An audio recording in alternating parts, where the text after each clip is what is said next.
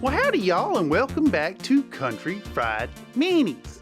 I'm your host Cameron, the country boy in the big city, presenting to you once more from the Bullshit Corner 2.0, and today I'd like to talk to y'all about this sexy little goblin.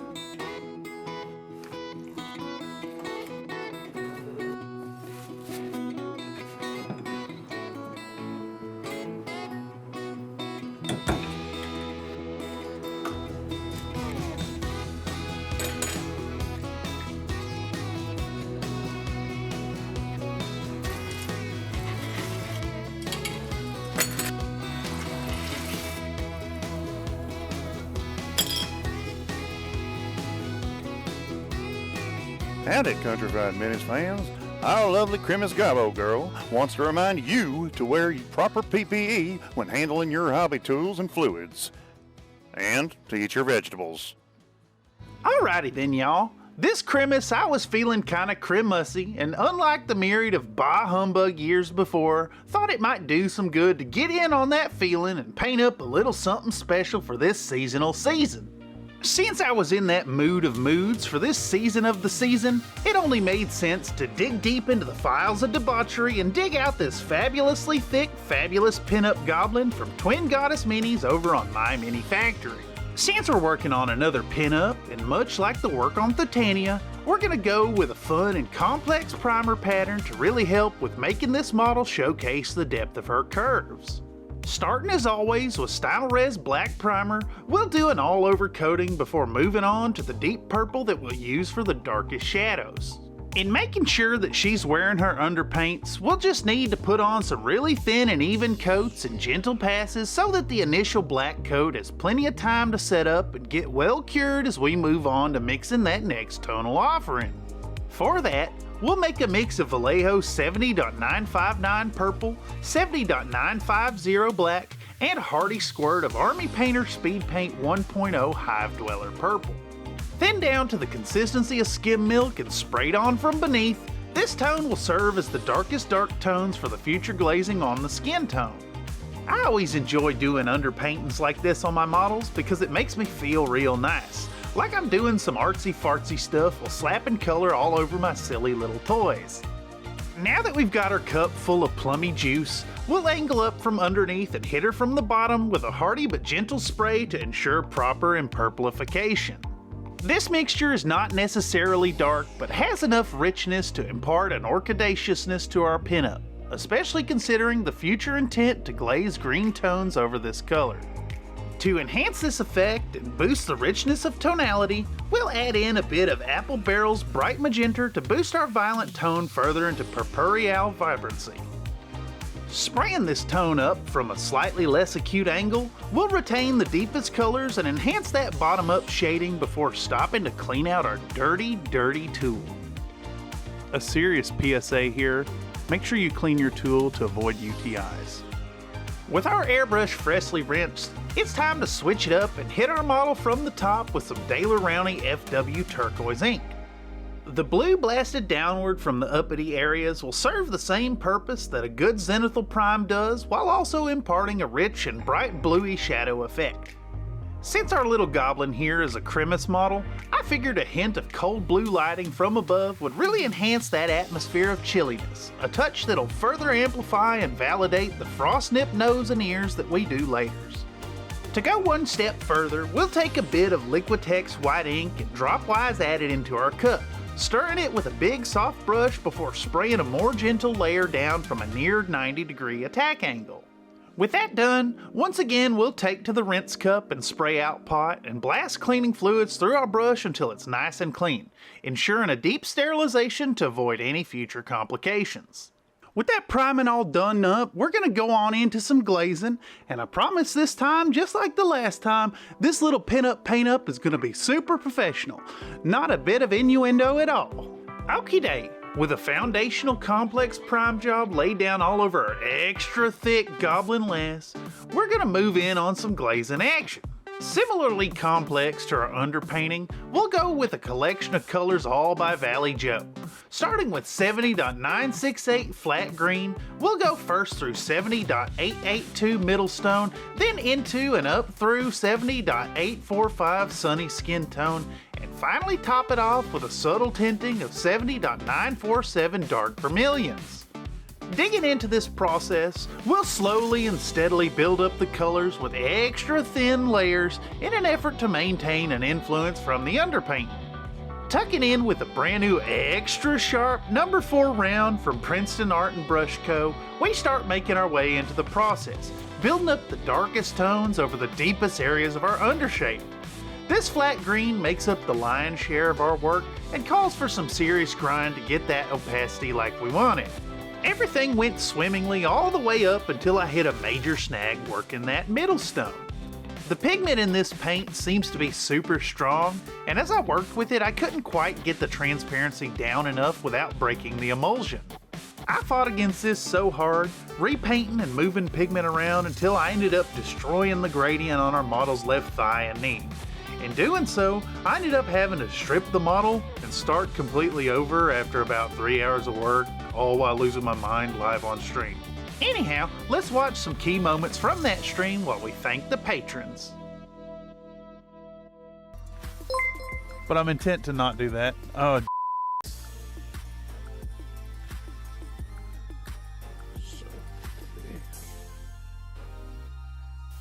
Nathan donated a $5 super chat. Strip it.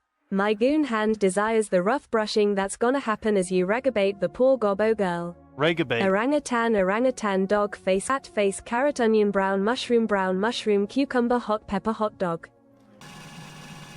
But it ruined the underpainting on just a small portion of the model, so chat has banded together to give ideas, and I have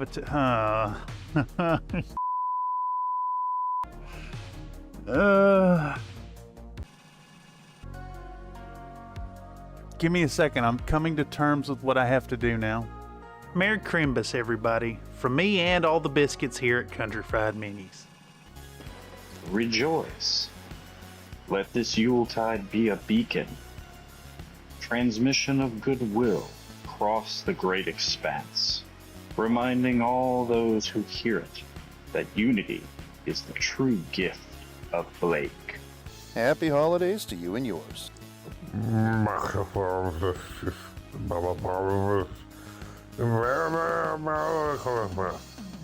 Happy holidays, folks. Merry Christmas.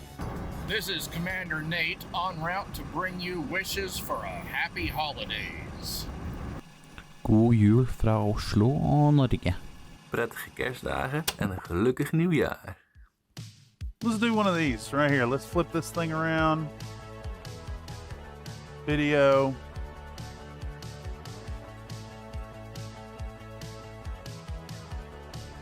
It was at this stage, y'all, that I screwed up some painting real bad live on stream for chat, and I had to strip the whole thing and start from scratch.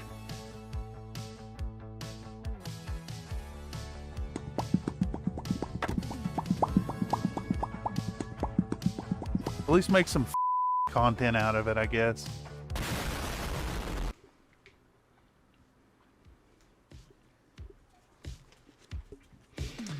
Despite the setbacks of the evening, we managed to charge forward with renewed vigor and much complaining and return our little goblin model back to the state of partial completion before disaster struck, recovering about 3 hours of lost work in only 2 hours, all live in front of the steamy Country Fried Biscuit. Having learned the lessons set forth by the problematic Middlestone pigments, we worked carefully but swiftly and honed our newfound knowledge into a competent layer in continuance of our paint job. To continue the work as we set forth, next we went on to include some sunny skin tone. I learned to love this color while reading the Angel Carreldez tutorials for Infinity the Game, specifically in painting up nomad paint jobs. I thought that this tone would be fantastic for adding a touch of warm peachiness to both the goblin skin as well as the ribbon wrappings, which we'll talk about in just a moment. Anyhow, after the horrid experience of working with the Middlestone, I assumed that this here color would also fight being reduced to glaze consistency, but I was pleasantly surprised to find out that it worked quite well, both in mixing happily with the offending middle stone and glazing readily on its own without causing too much trouble. In fact, I dare say that this color was an absolute joy to work with, and I'd be remiss if I didn't take just a moment to suggest working it into your own painting efforts every now and again. Working through the layers created by our color choices has provided a super rich variation between the darkest tones and the light areas, adding a sense of liveliness to our skin by taking advantage of that variety of tones.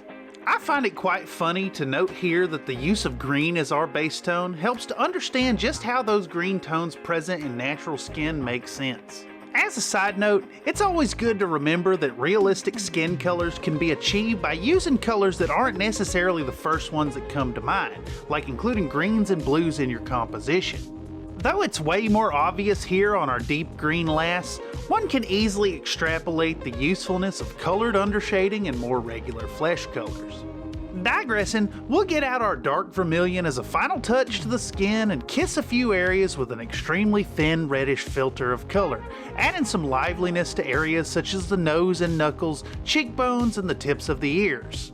I do want to stress here that this application is incredibly thin, beyond a glaze. I'm serious here, you'll want this last layer to basically be colored water rather than paint. Paint it on directly and avoid any pooling, and be patient while the layers build up, and soon you'll have that hint of red that suggests flowing blood beneath the skin of a living body. This technique can easily uplift your paint jobs to surprising new heights with remarkable ease. Give it a go the next time you try hard that display piece. Now with that skin all done up and finally done in, it's time to move on into them ribbon wrappings that make our goblin the perfect little gift. Onwards and forwards after that skin work, and we're on to accentuating the intent of this sculpt by slapping down a rich ruby red all over those gift wrapping skin wrappers.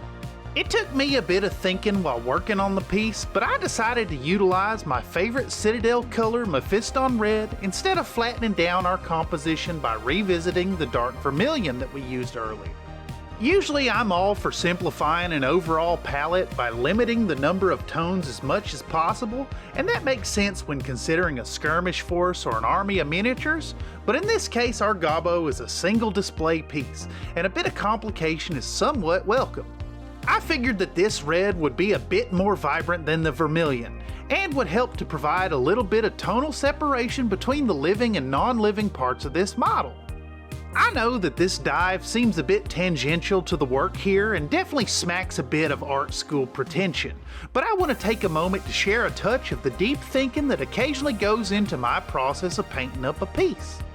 It's largely the best choice to think less about your composition and simplify it as much as possible, but every now and then taking a moment to give deep thought to your work serves to simplify the thought process and makes your thinking on the matter near automatic. Let me know in the comments down below if you ever take the time to do a bit of deep thinking on a project's process. Not only would I love to hear your thoughts, but the algorithmic engagement goes a long way towards helping this channel remain sustainable. Anyhow, we've highlighted that red up with the same sunny skin tone to unify the piece, and now we're going to move on to adding the next bit of contrast to the mini. One of the Biscuit Council members recommended that I bite the bullet and shade down her hair with some speed paint, saving me time on this timely deadline project despite speed paint having a reputation for lower quality results. For that, I've elected to go with my Hive Dweller Purple Speed Paint 1.0 and put down a dark purple hairdo. Our full strength application taking advantage of the underpainting as well as accentuating it with sparse and bright inclusions of the same Daler Rowney FW turquoise ink from our primer coats, we easily transform her hair to a corvidinous feel, nearly black with a tone that contrasts lightly with both the skin color and the red ribbons. Our final contrasting color here is going to be the white of her fur linings. Applied as Vallejo 70.918 ivory in two thin coats, further shaded down with a mixture of 72.118 sunrise blue and 72.448 express medium to serve as a very subtle shadow on that bright white. Remembering well that white cannot be highlighted beyond white, we're elected to not only utilize an off-white as our white, but also to bring it down with a blue wash, a technique that I learned from Games Workshop's heavy metal team nearly 2 decades ago. Light grays work well to shade down inorganic whites, but in the case of soft organics, a blue tone can work wonders. I see this technique most often applied to white wings, but in the case of this curly tufting of snow white furs, it seemed most appropriate. A final note here, the combination of blue wash and ivory means that we can go back in with a stark white if we so desire, pumping that white to an even brighter white through the clever use of near white tonality.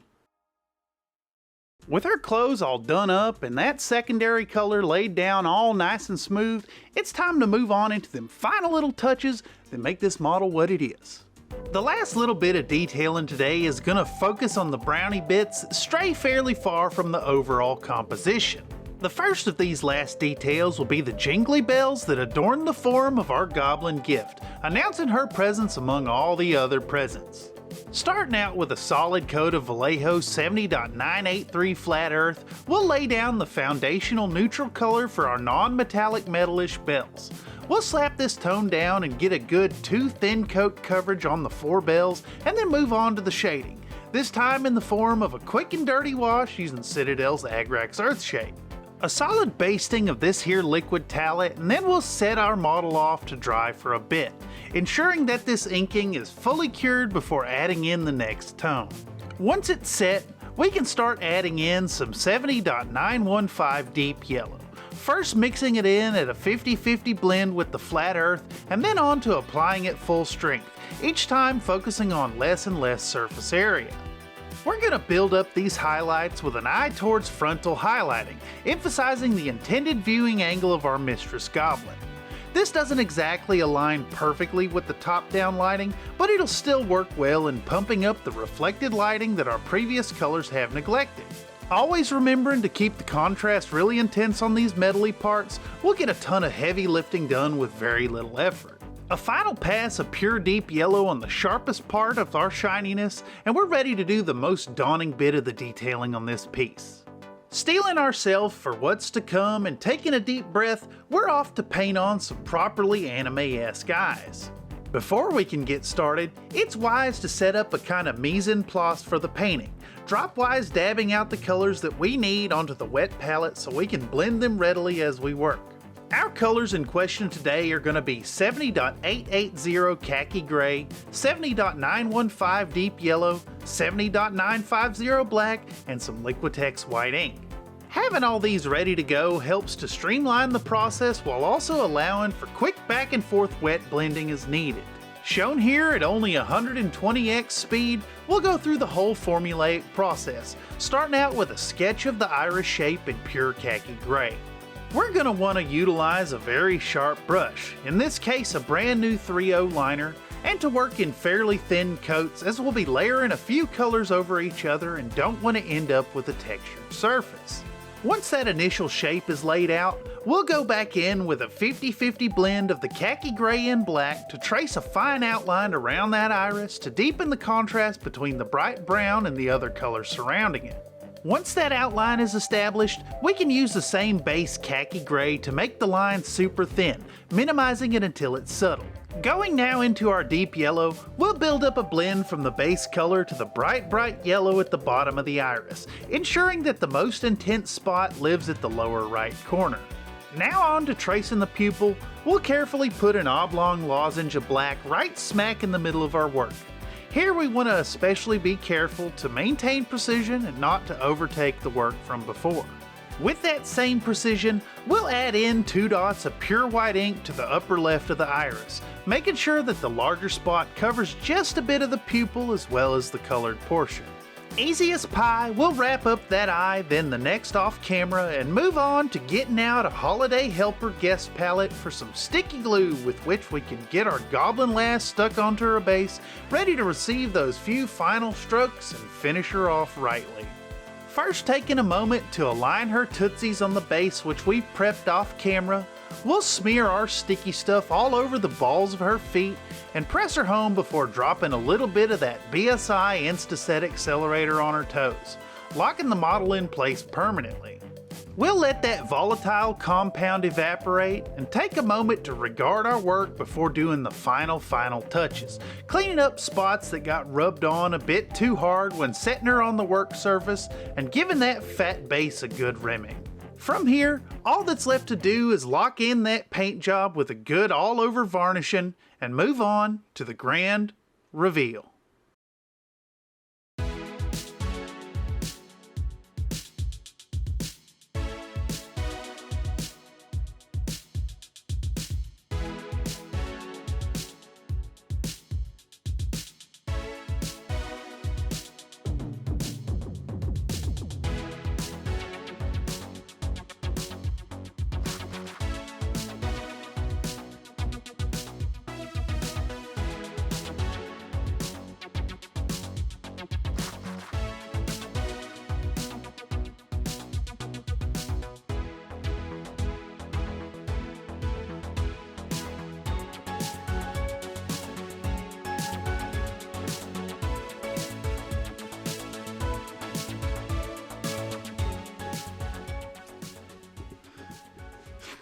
In conclusion, I've been Cameron on behalf of Country Fried Minis. This here's the Bullshit Corner 2.0, and this here's a little sexy goblin, and we've had a lot of fun today.